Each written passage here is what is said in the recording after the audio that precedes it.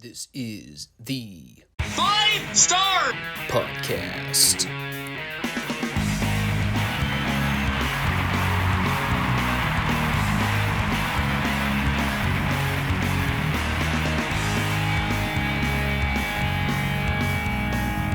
Let me talk to you.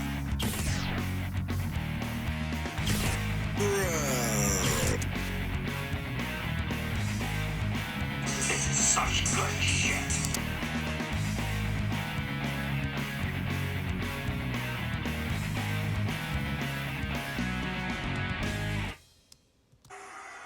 What do you guys want to talk about? We are in the thick of it now. I said we were changing things up on the channel. Here we are. I am officially 48 hours removed from having not watched the previous episode of Dynamite. And boy, let me tell you, that is probably the best decision I've ever made. Quite the heavy load lifted from my shoulders. I'd like to sit here and tell you I lost sleep over it. Or, there was a part of me that woke up the next day regretting that decision. Nope. Not at all. Not in the slightest. I got home on Thursday. I looked up at the clock, ate dinner, did some stuff to pre-plan for my Friday morning bedlam because, that's another thing that's currently preoccupying my brain. All the stuff that I still have to catch up on, the stuff that I try to cram in during the day and then, couldn't get it done because I'm not stationed at a computer 24/7. But it's great. I've already got enough stress on my plate without me having to sit there wondering, I wonder if Jon Moxley bladed this week on television. Or I wonder which outlaw buffoon from the job order they decided to book in the main event. Didn't have to worry about any of it. I just didn't watch the show. And I thought nothing of it. I said I was going to touch up a little bit on the Punk news and sort of give you a brief post-chapter analysis and all the drama that's going on there. Since the Monday show, it doesn't look like much else has happened. It's been radio silent with all the major media outlets, which basically indicates one of two things to me. Either Punk is stewing on something with some big project in the works that we're yet to know about, or in the case of Tony Khan in particular, he's already moved on from it and doesn't want to bury the lead anymore. I heard the Collision ratings took a plummet. Now, that was to be expected for a wide array of reasons, not just counting the Punk firing. Between that, the Payback pay-per-view on the network, the fact that it was a go-home show to the All Out pay-per-view the following night, and pretty much everything announced for the Collision card was a throwaway. I think sports played a factor there. Whatever season we're coming up on now. Is it football season? Or is basketball the hot thing? I think it's football. And look, should we call it an anomaly? Maybe. Is it possible things turn around next week for the ratings and they go back to doing normal numbers again? Sure. I guess. But without Punk on that show, man. Seriously, what's the catch? Is there a point to that show? Is there any purpose to Collision being its own separate program? How long are they going to run with that? Until the network finally decides to pull the plug? Because, whatever number that was they did, what was it, like 340-something thousand overall viewers? Like, that's bad. That's really bad. I don't even think Rampage numbers have done that astronomically terrible. And even if they bounce back, Like, we're at the point now where the Elite got what they wanted. They won. In their minds, at least. The only purpose for that Saturday show existing was to separate Kenny Omega, Hangman Page, and the Bucks from Punk to begin with. Now that Punk's out of the equation, we've now basically determined that even guys like FTR or Ricky Starks or the Acclaimed, whoever was on the Collision show and had close ties with Punk, those guys have shown that they can still work under the same roof as the Elite's play group. I'm just wondering how long they're going to keep the Collision show on air before it gets the axe. I mean, the whole thing sucks. I don't really know if I need to hammer that talking point home much more, but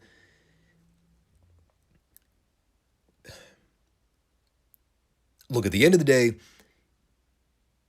here's where I stand with everything. After having a few days to stew on it and figure out whether or not I wanted to contemplate shifting gears with the channel, regardless of which show is the more popular one, regardless of which one is doing better in the overall ratings, it's still not going to convince me to watch either show.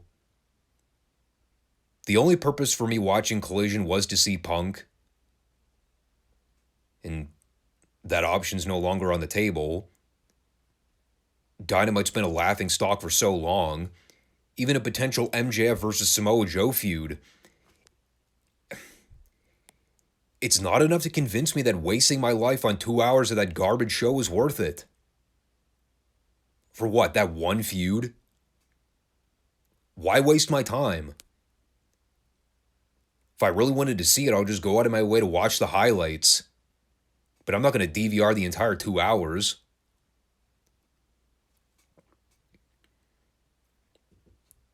And I've talked about how even if my channel doesn't garner as much traffic with the classic reviews, I do still enjoy talking about classic wrestling a hell of a lot more than I do modern wrestling. You know, I've experimented with a lot of options here. I think I've finally settled with the classic review series.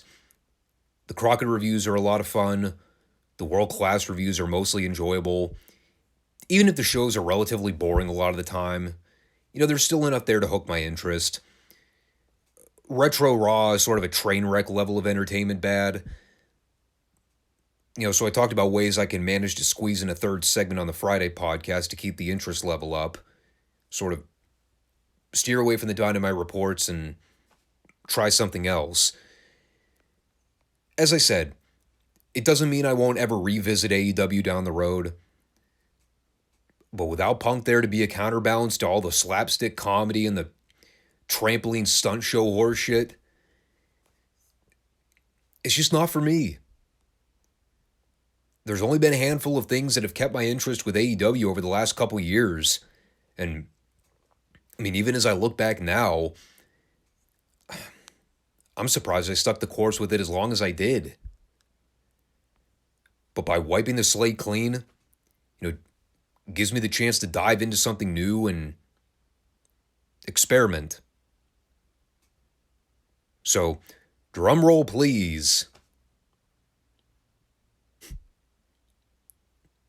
It's funny, I still don't have that sound drop. But I've made my decision.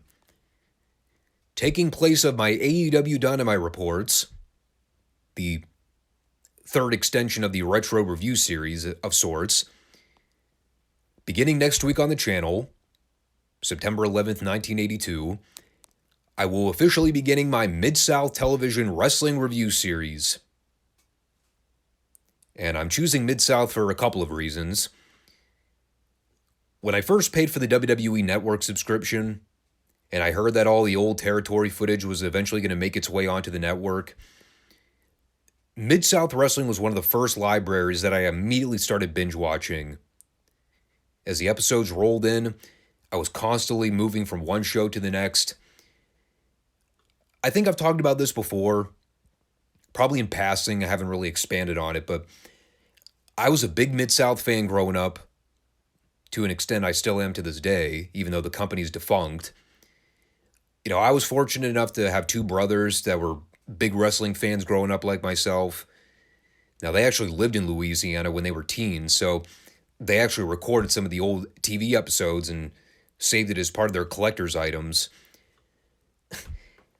I have not had a functioning VCR in years, but I remember when I was like, oh God, I don't even know at this point, 14, 15, 16, somewhere in those years, they would occasionally bring over tapes and we'd hang out, we'd watch some Mid-South footage. They weren't avid watchers to my knowledge, so they weren't doing like weekly archives or whatever.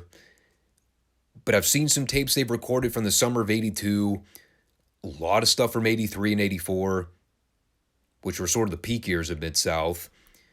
A little bit of footage from 85. By 86, I think they sort of stopped recording as much.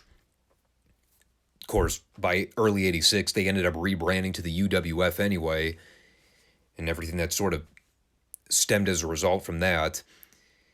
By mid-87, Bill Watts sold to Crockett, and that was basically it.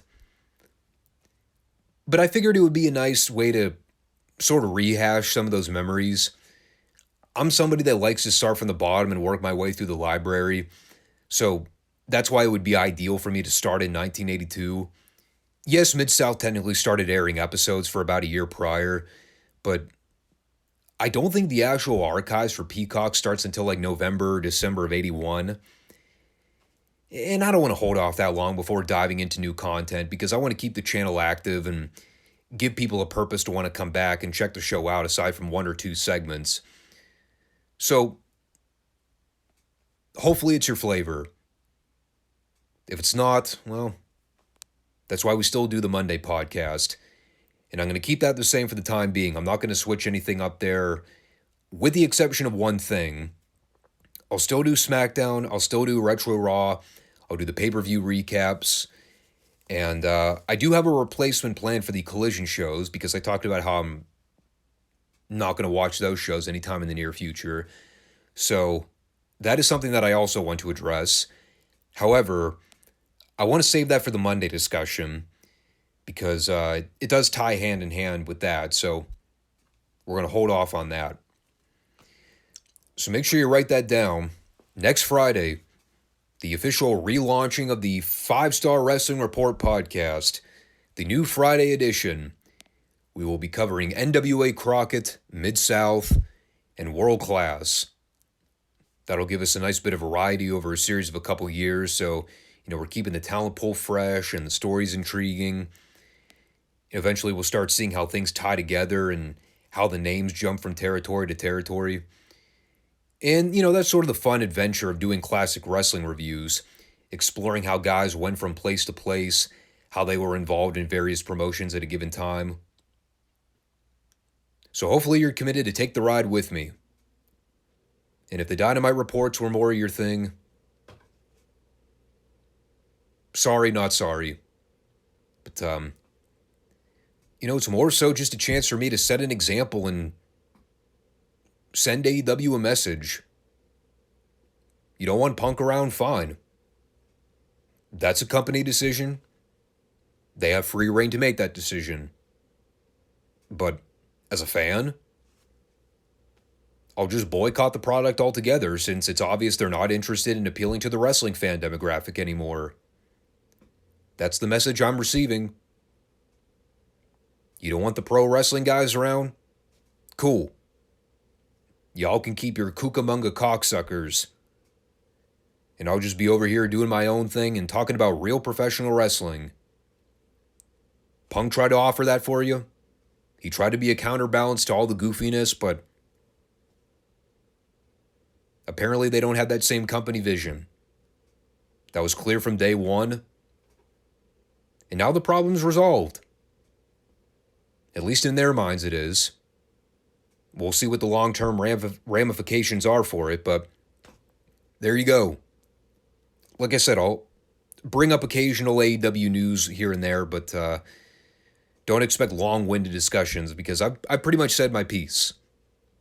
At this stage, we are where we are, and Tony Khan will have to live with the decisions he's made. Good idea, bad idea. It's hard to tell. At least right now. if we revisit this in a couple years and we see how the ratings fluctuate one way or the other, we see how the talent pool shifts, how does the locker room drama turn out? It's a good question. Will this help matters any? Or will the same problems just reoccur again? Time will tell. All right, Crockett TV, let's go. That's going to take some getting used to.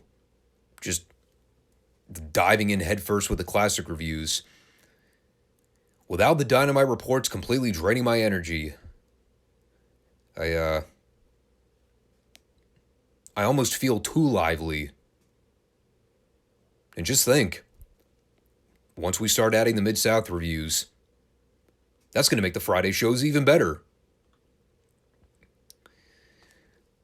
So the big talk on last week's show was the TV title match on syndicated programming between Tully Blanchard and Nikita Koloff. After much rigmarole and overbooked dusty finishes galore, Nikita is now the new World's Television Champion, which was systematically done for, well, a couple reasons. One, to get the belt on Nikita, obviously. That was step one. The other was so they could sort of phase Tully out of the singles division and get ready to go all in with him and Arn as a tag team as we head into 88. And I think historically speaking, as we'll see more of as we continue with these NWA reviews, it really was kind of the last major career highlight or crowning achievement for Nikita. Because we're entering that period pretty soon where Nikita's interest in wrestling kind of started waning. You know, his wife ends up getting sick. He starts to get regress down the card. He kind of goes through a rough patch in the next year or two. And I think by the end of 88, that was pretty much it for Nikita Koloff as a full-time wrestler. Now, he would come back a little later on in like 91 or 92, but I don't remember it being anything long-term. Of course, by that point, WCW was in shambles creatively. I mean, honestly, I don't even remember a whole lot of what he was involved with. That's how inconsequential it was. Like, he was around, but what was he doing? It's kind of a bittersweet moment if you think about it. Yeah, Nikita won the TV title in a feel-good moment. But then you realize that was sort of the last big singles push he ever got on television. And on the subject of bittersweet TV moments, boy howdy, what a card they had booked for today's program. Now, they occasionally throw out these special feature matches to break up the flow and try to stray away from the regular squashes. When they announced that today's TV main event was going to be the Midnight Express defending the U.S. tag belts against Barry and Kendall Windham, I immediately shat my pants. I thought, can Beautiful Bobby and Sweet Stan do the unthinkable? Can they somehow pry a watchable match out of Kendall Windham, who seriously might have been the worst wrestler on the roster at the time? This would be like if Dynamite, say the match was FTR versus Claudio Castagnoli and Brock Anderson. And I don't mean to poke fun at Brock or anything, God love him. But that clunker he had on TV a few weeks ago against the Dinosaur, it was a very telling match, because it stunk to high heaven. But I just thought, imagine if he was in there with competent workers like Dax and Cash. Could they actually get something feasible out of him? It's the same thing I thought later on. And there in the ring, Bobby Eaton, Stan Lane, Barry Windham, and his brother Kendall. They may as well have introduced that as the match. The Midnight Express versus Barry Windham and his brother Kendall. Because boy was he an outcast. But I'm getting a little ahead of myself. Let's quickly talk about the opening match on the card this week. It's Nikita Koloff versus Alan Martin in what I think was supposed to be a TV title match. I didn't even really think twice about it because Nikita beat him with a sickle in like a minute. And that led to his promo afterwards where, well, he basically just talked about how he's living proof that the Horsemen can be defeated.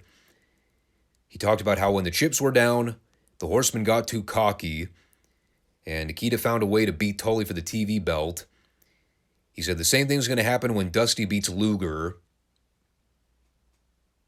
which I believe happened, if memory serves me right. He also said the same for Ron Garvin when he defeats Ric Flair to become the new World's Heavyweight Champion, which by now everybody knows is a thing that happened. This was basically Nikita Koloff playing dirt sheet spoiler. He's giving everybody the inside scoop on all the booking committee decisions for the fall of '87. He was Dave Meltzer live and in living color. That was about it. It is good seeing Nikita when he's still motivated, though. Doesn't last much longer. On the topic of Flexi Lexi, he also had a squash with Keith Steinborn, accompanied by J.J. Dillon in his shit-stained suit. I can probably count on one hand the amount of men that I have seen pull off the brown suit look. It is not a good color scheme. If you are on the market for a suit, do not buy brown. Do any other color. Seriously, neon pink would be more appealing than poop brown. Watching this match, it's so funny. I was listening to Jim Cornette's podcast the other week, and I can't remember if him and Brian were talking about Dynamite or Collision, but Corny started getting onto the subject about how AEW needs to start bringing in job guys that actually look like professional wrestlers, guys that are actually in somewhat decent ring shape, look like athletes, look like people who belong on national cable TV. And it's like, I mean, on the one hand, I totally agree with them. But then I sit here and I watch these studio shows with all these squash matches, all the regular recurring job guys that we see every week. Seriously, does Jim just have no recollection of what half these fucking job guys look like? May I present to you Keith fucking Steinborn, the pure definition of a buggy whipped arm bum. He looked beyond rotten from a physical standpoint. Like every red flag you could possibly imagine. No physique, no muscle tone, pale, awful haircut, horrible ring gear, the terribly placed arm tattoo. This guy would fit right in with working squash matches on Dynamite every week.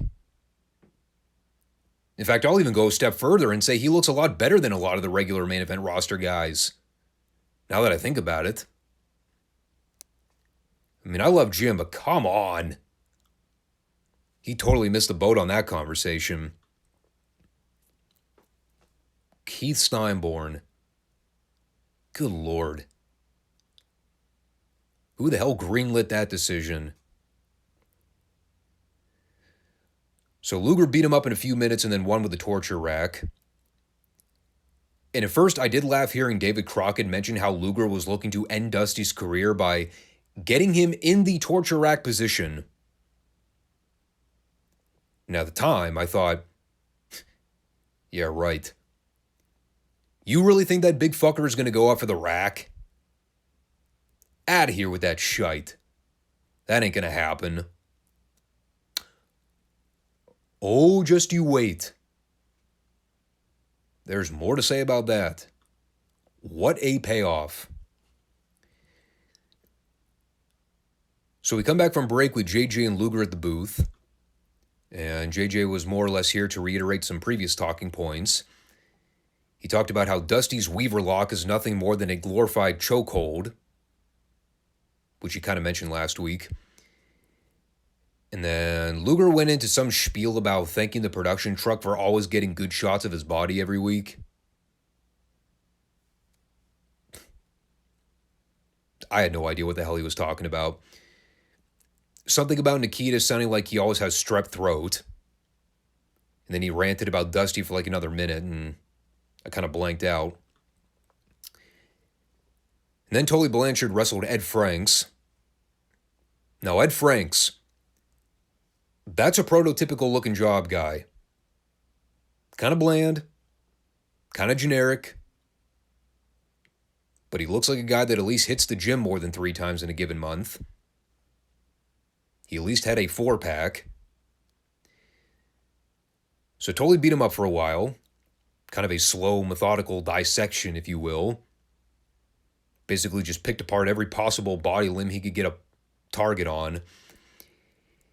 And then he hit the greatest slingshot suplex I've ever seen for the 3 count.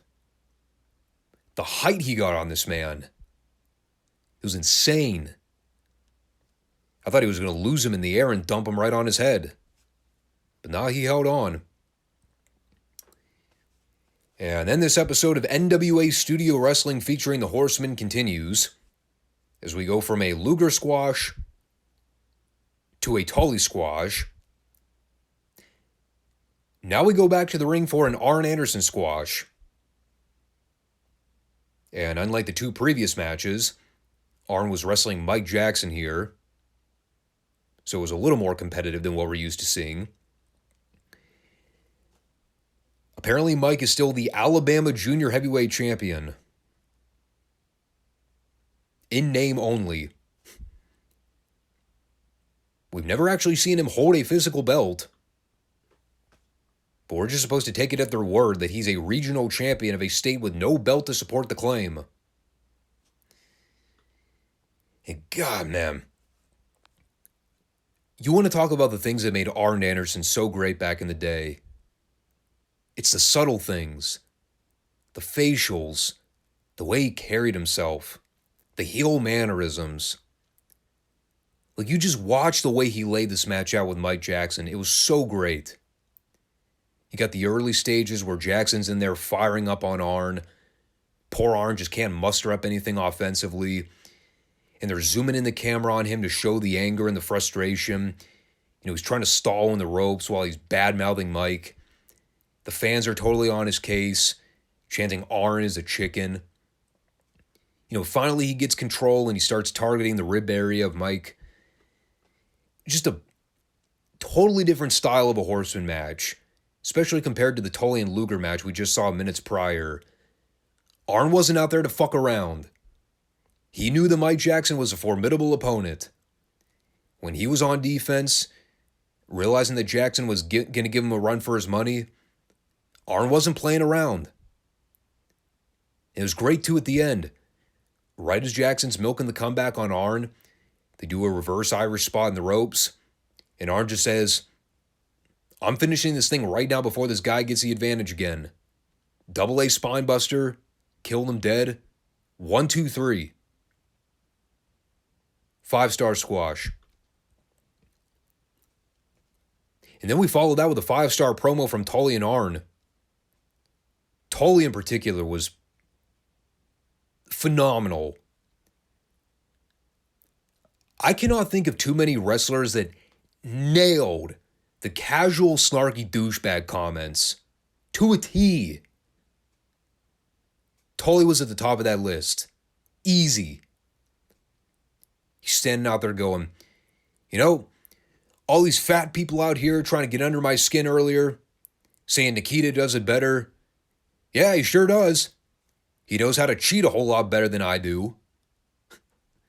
I just thought, what a fucking heel line. Such a underhanded dirtbag comment. He You recap the whole thing with the foreign object, Nikita stealing the belt from him, but none of it matters in Tully's eyes, because it's one match. And if Nikita thinks he's going to get the last laugh by getting one fluke win over Tully, well, he can ask his partner Dusty Rhodes how it worked for him when he got a fluke victory over Tully. How long did that last before he got even?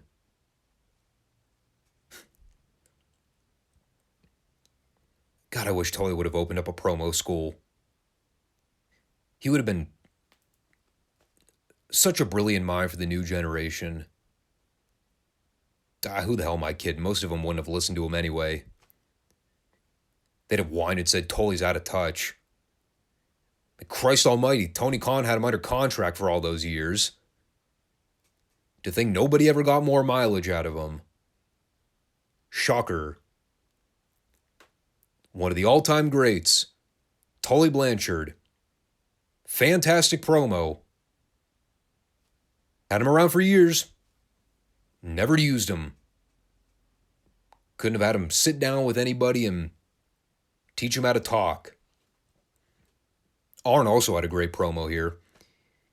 He actually talked strategy. He explained how he went about defeating that no-good Mike Jackson. He's the same speed, the same size, and the same agility level as the Rock and Roll Express.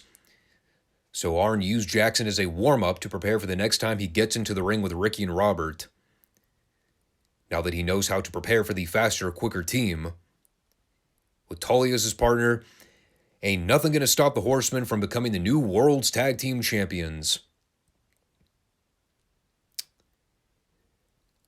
I repeat this message to everybody out there working in a major wrestling organization today. These promos exist. They are out there. You can find them on the internet. Go watch them.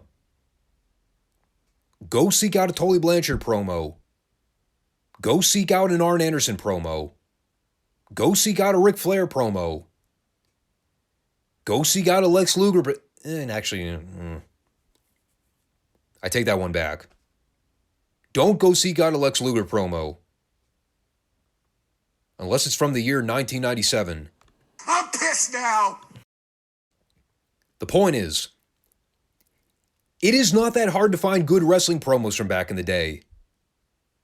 Just modify the words, learn how to make it your own, but put some oomph into it, like these guys did. All it takes is 5 minutes to hear the message and try to implement their passion. It's amazing how promos don't even come close to matching what these guys did. It's sad, but it's astonishing.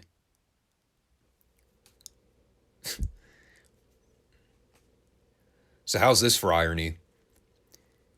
No sooner should I recommend that people go watch classic wrestling promos from these studio shows, should Dusty Rhodes come out to then cut one of the all-time worst promos he's ever done. Let me read you one of his exact quotes. I am not making this up. I wrote this down verbatim. When Dusty Rhodes goes to the bathroom, everybody talks about it. When Dusty Rhodes gets a new car, everybody wants one. When I get a new house, everybody wants one. When I get a lot of money, everybody wants one.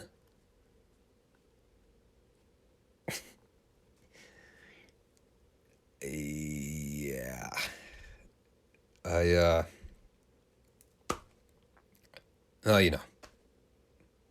Dusty was Dusty. He had his good moments. He had his bad moments. His good promos. His not so good promos. This was surely not among the better ones. But then we had the greatest moment in the history of Crockett Promotions. We go to video footage of a Tijo Khan squash from NWA Pro.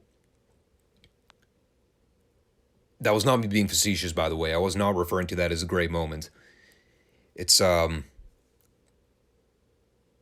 Tijo beat up some job guy. The room is dead silent. Dusty's on the floor with David Crockett doing commentary, not even acknowledging what's happening in the ring. And after Tijo wins, he goes out to the floor, and it's funny. We've seen Tijo Gijo around for the last year, on and off. He was doing the wacky cartoon stuff with Paul Jones. Then he went away. He came back randomly with no explanation. I don't think I've ever heard this man utter one word, much less a full sentence. And it may have been one of the few times we've ever heard Tijo speak on camera, period. Because he goes over to get in Dusty's face, and he says, "I want some interview time. Take a hike, Rhodes. Take a hike." He used hyperbole. So it is confirmed. He does speak English. Huh. I thought Tijo was from Singapore. Kayfabe. Well, anyway. You'll be shocked to hear Tijo did not get his promo time. Dusty beat him up and put him in the Weaver lock. So much for that Tijo return. And then we pitch back to the studio. And here's where Dusty dialed it up. He talked about how he's going to start dogging Luger. Luger is one of those pretty boys. He's a good-looking guy, not a scar on his face, always looks good on camera. Meanwhile, Dusty's got cuts on his forehead, cauliflower ear, fucked up eye, a broken nose. And when he gets Luger in the ring, he's going to make sure that Luger gets the same treatment and then some. He's the measuring stick. He's the legend. He's the guy that Luger needs to beat, not the other way around. And it was at this point in the promo where they were zoomed in pretty much all the way on Dusty's face, to the point where I could just about see every cut mark he had on his forehead from all those blade jobs. And we weren't even in HD. It was disgusting. Vile. Good promo, though. Speaking of good promos, Ron Garvin rode that gravy train this week. He's doing the fiery babyface promo on Ric Flair. Talked about how being the world champion would make him a lot of money, and while making $1 million a year would be great, he can do so by drinking beer and riding his pickup trucks. He doesn't need that fancy lifestyle. He talked about all the superheroes and the badass movie stars we've seen in films, such as Rambo or the Terminator. Ron Garvin is realer than all that. He says, "Flair, you'll wish you were in the ring with Rambo or the Terminator by the time I get done with you." And right as Garvin tells Flair that he'll regret the day he ever pushed his buttons, Garvin makes a beeline to the ring for his scheduled match. And Tony Schiavone, with the perfect inflection in his voice, goes, Let's go to the ring for this match. He may as well have just said, "Let's get ready for the mugging." It is Ron Garvin versus Terry Jones. And the first thing I wrote down, who in the fuck did Terry Jones piss off? That's what I want to know.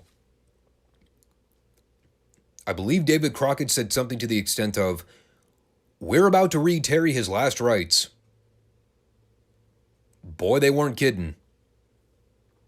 Now, at first, I thought it was going to be a one-and-done knockout, as opposed to the normal Ron Garvin decimation. Because here's everything that happened in the match. The bell rang. Ron threw like 2 chops. Then he immediately knocked him out with the right hand. And just when I thought, no, that was mildly disappointing, Garvin then points to David and Tony at the booth and says, I'm about to show you something new. The Garvin Stomp. At which point, Ronnie got back in the ring, and he began mud-stomping Terry's dead body into oblivion. Just stomping every part of his body he could get, from head to toe. The ankles, the legs, the stomach, the neck, the face, the crotch. This is where I wrote down, get the spatula and the gurney. This man's toast. And it was indeed the first official sighting of the Garvin Stomp on television. Everyone's breaking out new moves here on Crockett TV. Dusty's got the Weaver Lock. Now Ronnie's trying to get over the Garvin Stomp. And, well, for those of you that are wondering, what is the Garvin Stomp? I've never heard of it. It is literally just Ronnie Garvin ghetto stomping the fuck out of a guy. In a worked manner, of course, but, yeah. He just did a clockwise rotation and just stomped the shit out of him. I laughed. The crowd went ballistic for it, as you might imagine. And keeping on the subject of Ron Garvin, we had some more video follow-up from the previous happenings. We go to our most recent edition of NWA Pro. The match is Ron Garvin versus Arn Anderson. And they're doing their match for a few minutes until a double bonk spot. Both men go down. Eventually, Ronnie's able to get Arn in the figure four. JJ then attempts to reach under the bottom rope to pull Arn out to safety. And that was not going to go over well with Dusty, who was also on commentary inches away. So he gives chase to JJ on the floor. And I don't know how. Somehow during that melee, Tommy Young got bumped in the ring. I have no idea what happened. But he was just sort of down for no reason. And that opened the door so all the horsemen could hit the ring and start beating up Ronnie while he still had the figure four applied. And then we get the real greatest moment in Crockett history. Okay, let me back up. Remember when I joked earlier on during the Luger promo? And I said, there is no fucking way on God's green earth that Dusty is going to go up for the torture rack. Even Lex Luger is not strong enough to get this rotund fat ass up onto his shoulders and hold him there. Sure enough, Luger got the big fucker up. And it's comically hysterical. Like seeing Luger rack this guy up in the air while Dusty's basically a stone cold statue. Totally stiff as a board. He's not moving a limb the entire time. Probably out of fear that if he budged, Luger would wind up dropping him. Which I would totally buy. It is the greatest bit of unintentional comedy. And of course, the babyfaces end up clearing the ring and send the heels packing. But that visual, Luger with Dusty in the torture rack. I will never forget that moment. That was wonderful television. And speaking of comedy, as we go back to the booth, I don't know why this caught me off guard, but listening to Ric Flair boast about beating the shit out of Dusty and Ronnie while still wearing his $600 dress shoes and his $13,000 Rolex, that just broke me. He is so full of himself, he had to mention that on TV. Not only did I beat up your fan favorites, but I did it in style. As only the Nature Boy knows how. It was so Ric Flair. And then he just totally ripped into Ron Garvin and blew a gasket, saying there's no way Garvin's going to take the world's title and put it next to his blue jeans and cut-up t-shirts. He's talking about how people say Flair's totally lost it, and that's a lie.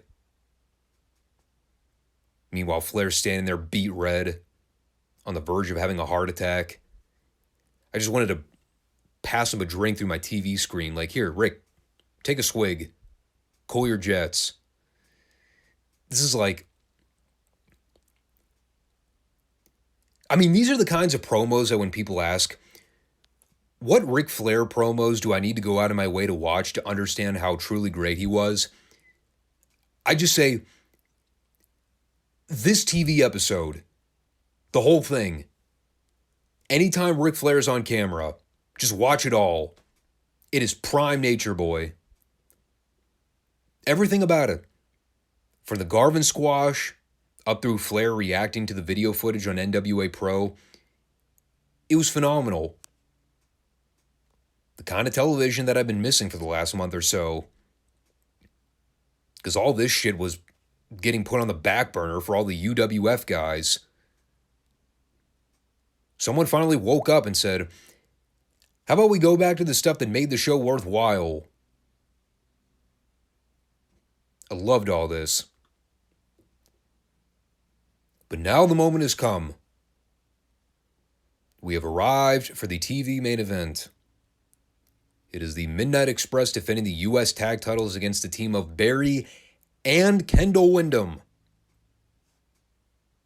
Even though we've heard and seen Barry come out here for the last few weeks to talk about the 6 other random tag teams he was a part of at the time. Remember that? Actually, let's count. There was the one with him and Ron Garvin. There was the one with him and Jimmy Garvin, which just kind of fizzled out with no explanation. I remember him and Nikita were hanging out for a cup of coffee. Now he is teaming with his brother Kendall. That is 4 tag teams that Barry has been a part of within the last 3 weeks. You think they were having a hard time coming up with stuff for him to do? Maybe that heel turn should have come a lot sooner than it did.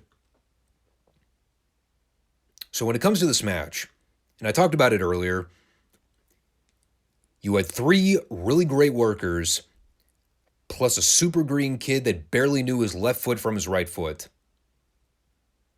The question was, how do you idiot-proof a match like this to make it salvageable? Well, I'll tell you the lesson I learned from this. Never doubt the Midnight Express. Everything they did was very simple. You had your flurry of offense from Barry and Kendall early on. They let Barry do the bulk of the work for the babyface team. Bobby and Stan fed for him well. They let Kendall go in there to do a few things with the heels cutting him off right before the commercial. They come back. Bobby and Stan are in control. They're working over Kendall. Kendall got a few hope spots here and there right before the big comeback. And while Barry's in there firing up on Stan, they zoom the camera all the way out to the floor for basically a wide shot so we can see Bobby and Kendall brawling outside. Corny gave Kendall a racket shot to the back at some point, which then prompted Nikita Koloff, of all people, to then come out and run Corny away. And, well, right as Bobby tried to slide back into the ring, Nikita gave chase.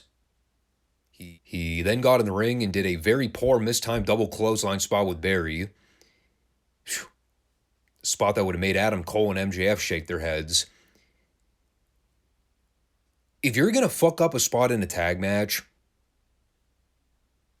don't let it be the double clothesline spot, guys. That's a terrible sin to commit. In any case, this totally fell apart by the end. So much so that even Tony Schiavone had no idea how to call it. It was a DQ of some sort. Teddy ended up awarding the match to the Midnights. The action was good right up until the fucked finish, but yeah, then it just kind of fell off a cliff, and there was that. And it was weird, too, because right before they cut the commercial, you see Cornette parading with the U.S. tag belts. He's all smiles, totally satisfied that his boys retain the belts. DQ or not, he didn't give a shit.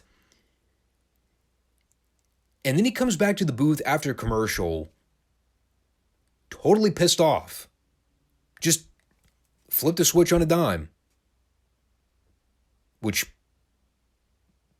didn't really make any sense. He went from super stoked to super mad in a split moment. With like no explanation. I did like some of his comments toward Nikita. We got the classic, you don't know a wrist lock from a wristwatch line. He also poked fun at Nikita for always coming out and saying, Shatutita, Shatutita. I don't even know what the hell that means. Sounds like French to me. French. As if Cornette didn't already know about Nikita's ties with the Russians. Just totally blew that off. And then he promised that Bobby and Stan were going to take the TV title off of Nikita. Which was a nice fantasy booking idea in theory. Never came to be, unfortunately. That would have been a good match, though. Bobby Eaton versus Nikita, or Stan versus Nikita. Actually, that's a lie. Didn't Bobby and Nikita wrestle each other at some point in a singles match? I think that was a little later on, though. Overall, I had a lot of fun watching this show. Again, it's the focus on the top stars that makes the difference.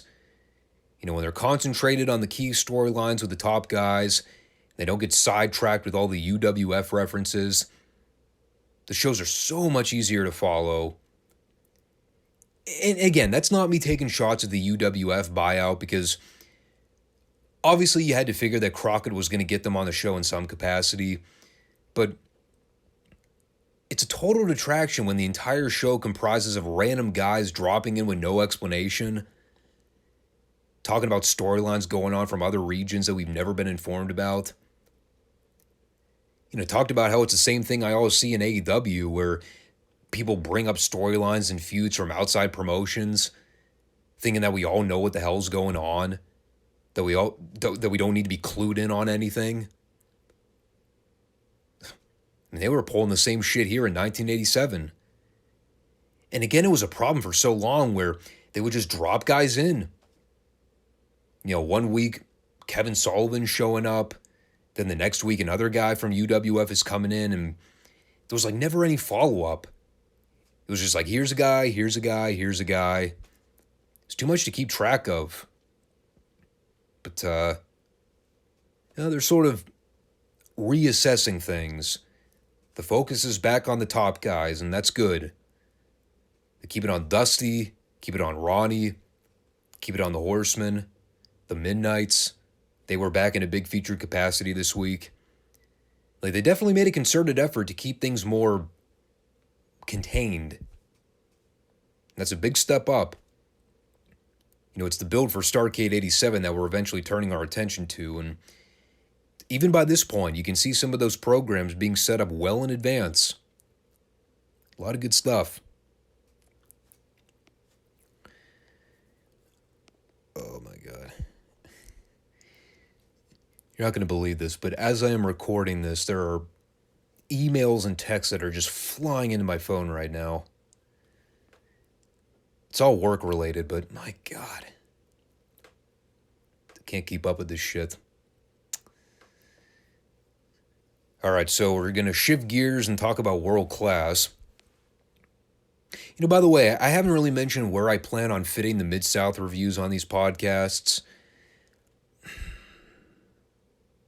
It'll probably be between the NWA Crockett and the World Class recaps. I'm sort of playing it by ear right now. But, well, in any case, I actually had to split watching the show into 2 nights. And talk about how busy I've been lately. I did not get home until very late on Tuesday night. And that's usually like the only time I have to sit down and watch the world-class shows. Funny how it's only a 45-minute program and I still ran out of time. I mean, I was kind of hoping before I even sat down to watch, please let the main event be good. It was a long day at work. Come home to watch the show. I could really use a quality main event this week. And as soon as Bill Mercer said, our TV main event is Kerry Von Erich versus Killer Khan, I screamed. And I said, that is not what I meant. So it was probably good that I split watching the show into 2 days. I was going to need to preserve as much sanity as possible before watching that fiasco. Let me gloss over the encore presentation real quick. It was the Gino Hernandez-Kevin Von Erich match that we literally just reviewed last week. And that was mainly noted for the run-in angle at the end with Stella Mae French. The real one. We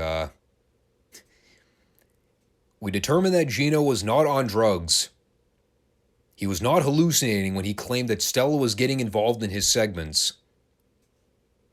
It was not the 80-year-old woman in the front row trying to hit the ring to jump the heels. Now, watching it back on replay, the one thing that stood out above all else, God damn, that woman could throw a punch. She was a better worker than the majority of women in wrestling today. Just from a pure believability standpoint. If you booked Stella Mae French versus Rhea Ripley for the title at Mania, I'd buy a ticket to see that in a heartbeat. Main event that shit. Now, of course, where this all goes in storyline, the whole Stella Gino thing, I couldn't tell you. I have no idea what happens. We'll just see how it all unfolds in the weeks to come. The first official match this week was the Iceman versus Kelly Kiniski. I should also take a minute to point out, new official for the world-class roster, Rick Hazard. Not sure if he's filling in as David Manning's replacement or if he'll end up being a regular for Dallas TV going forward. David wasn't on the show this week, so that's why I presumed he was a fill-in. It's funny how 1 week ago, the Iceman was in a big featured match with Skip Young and the PYTs. Here we are 7 days later, and he gets saddled having to work with Kelly Kiniski, of all people. I mean, it was mostly just a basic enhancement match to give the Iceman a win. It was a lot more competitive than you would expect, so I'm hesitant to call it a squash. The work was meh. Mostly due to the fact that Kelly Kiniski's work in general was meh. There was a double clothesline spot they attempted here at one point that looked so horrible. I honestly don't even know why either guy went down to sell it. They may as well have been doing it in slow motion.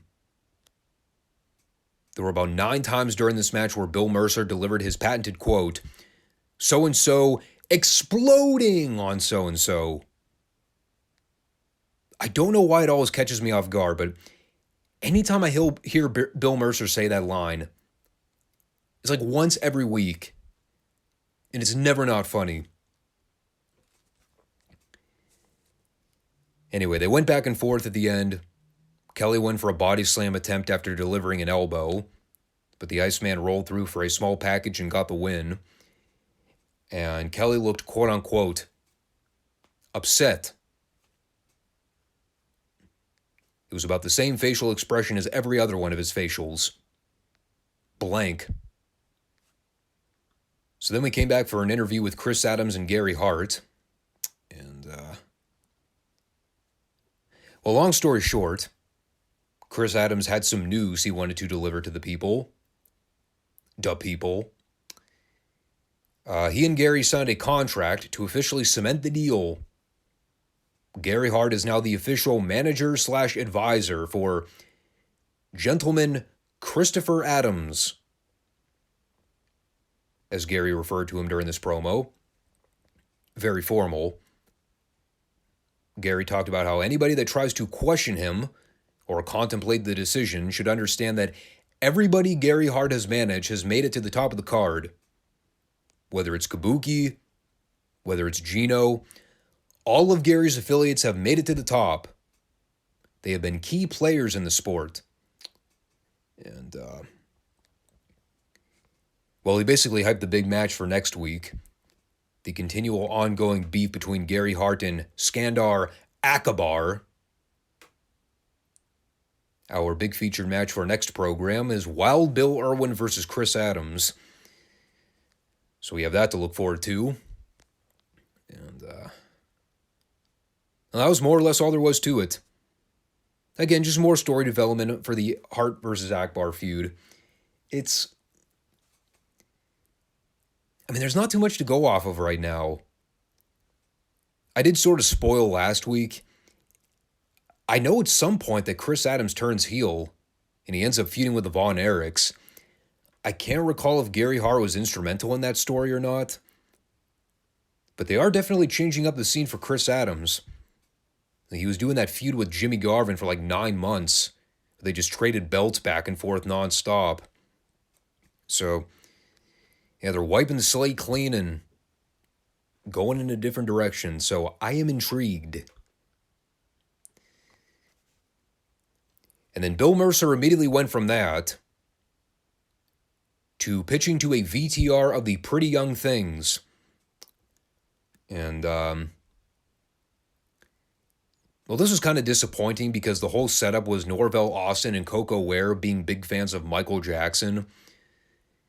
But because the footage was taken from the old WWE network, that music got dubbed over with some generic Boots and Cats tune. So I don't know what the original tune was supposed to be.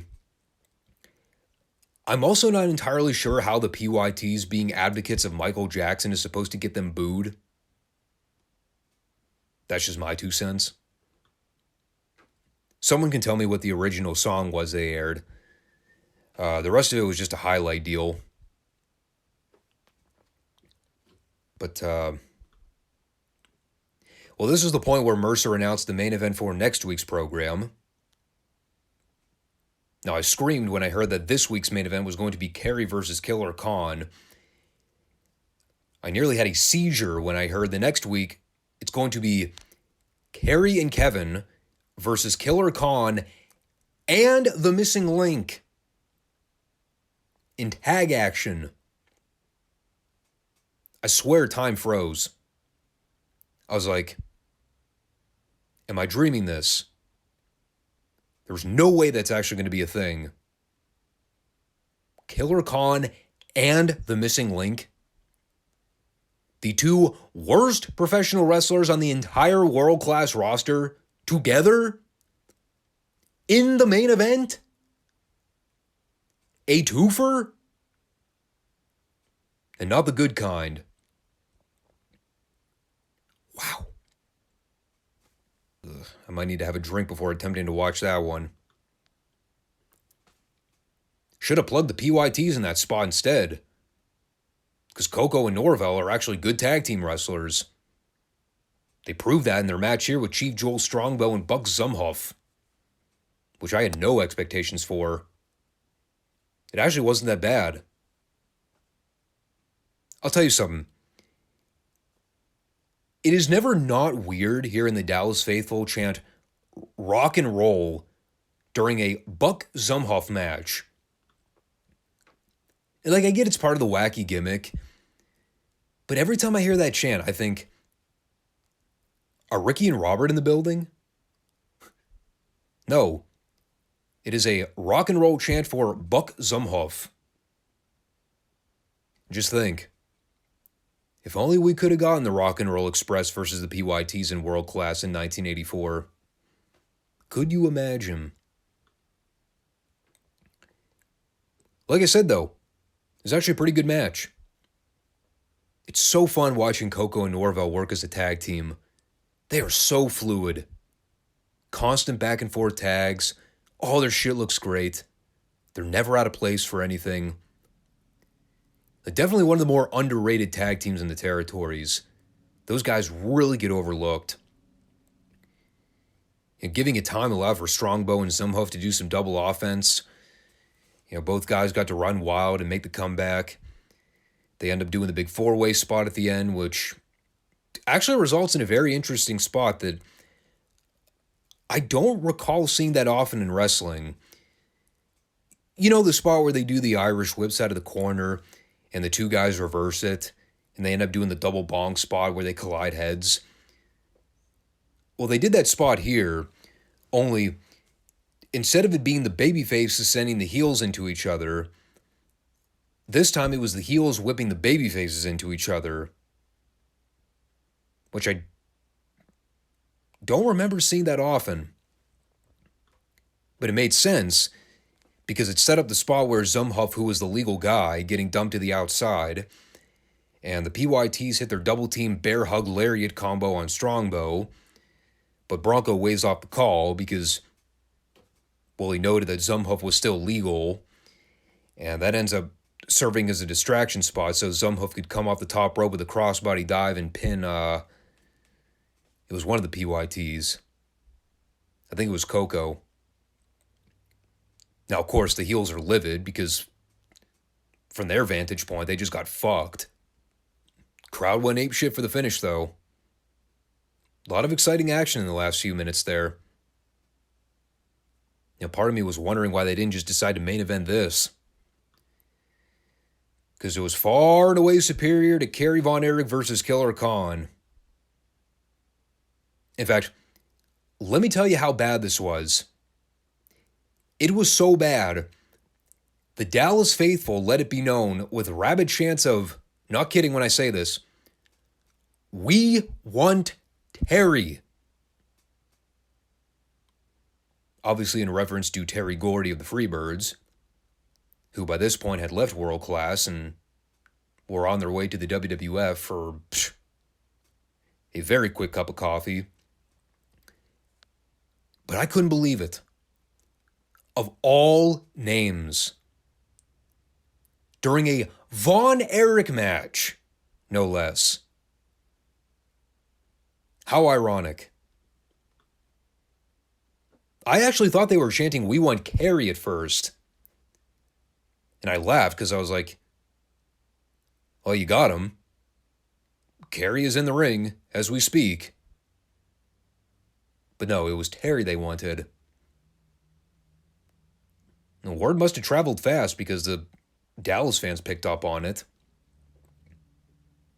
I don't know how they were clued in, but somehow they figured it out. But they're doing this match. It's a lot of slow-moving offense and holds. I enjoyed the spot where Kerry had the claw locked in on Killer Khan's junk. I think it was more so the midsection, but the hand was precariously close to the nether regions. We did see probably the most athletic thing Killer Khan has ever done. A middle rope knee drop, which did not connect. But it's the first time I ever recall seeing Khan leave his feet in a high-risk capacity. It's funny because it was immediately followed by Mercer going, Bronco Lubick looking on with excitement. I was like, Bronco looked excited? With what facials? So anyway, Kerry eventually locks in the claw on Khan again, but the missing link interferes for the DQ, is immediately thwarted by Kerry with a claw. It was comically timed. He barely even got through the ropes. Kerry immediately had that sucker slapped on. And then as Khan and Link cut off Kerry and try to work him over, we get the obligatory run-in save from Rick Hazard. Let me repeat that. Killer Khan and the Missing Link got run off by Rick Hazard, the official. Not Kevin Von Erich, the main event star. Not even Kerry making his own comeback. He was saved by Rick Hazard, the referee. Killer Khan and Missing Link fled for their lives. Because Lord knows they would be able to deal with a 5'6", 150-pound referee. I laughed. I mean, the match sucked. But they basically used it as a plot device to promote the big showdown for next week. Which I'm looking forward to. Question mark.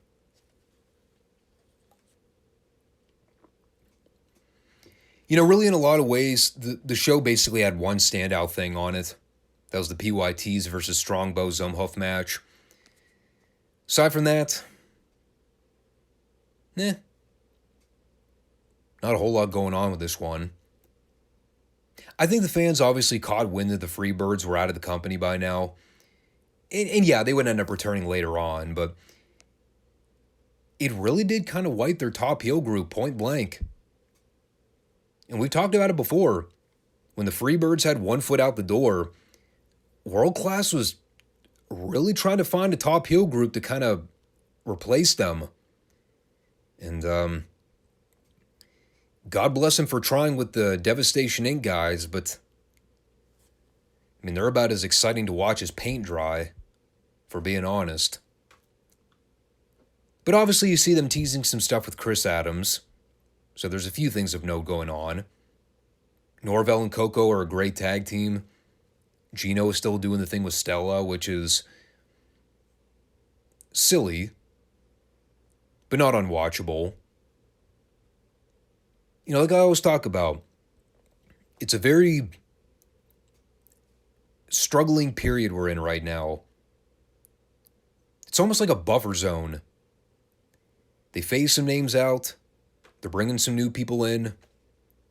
But the steam of that initial Freebirds Von Erich feud has long since died out. Now they're trying to find some stuff to match that feud, and well, that was never going to happen no matter how hard they tried. You don't strike lightning in a bottle twice like that.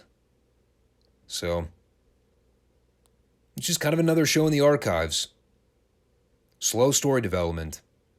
Not a great show, not a bad show, just very middle of the road. Kind of like how a lot of world-class TV shows are. They're just very vanilla. Kind of like how this show is kind of vanilla this week. But I gave you all a little bit of a teaser for what's coming up, so hopefully you're on board with that. And if you're new to the channel, if you're a recurring viewer, doesn't matter. I always encourage you to do the subscription deal, like the show, subscribe. You can check us out on either YouTube or Rumble every week. And we're kind of in a transition process again, so it might be a little easier on my schedule. Hopefully it won't make the podcast too long, but that's the direction we're going. So starting next week, you can plan on the Friday show being the Forever Classic Review Series podcast. We're going to do Crockett, we're going to do Mid-South, we're going to do World Class, and then we'll reconvene and do the Monday podcast. We're going to keep that the same. For this coming weekend, for the Monday show, we're back on board with Retro Raw. I got to watch SmackDown, so we'll tie that in with everything. And then I'll make my big announcement of what I would like to do as the Collision Show replacement. So, a lot of big stuff coming. And strap in for the ride, because especially with some of the material we're going to be talking about, it's going to be fun. Looking forward to it. Thanks for watching the show. I always encourage everybody to come back and check us out, so make sure you do that. And I'll catch you guys on Monday. Peace out.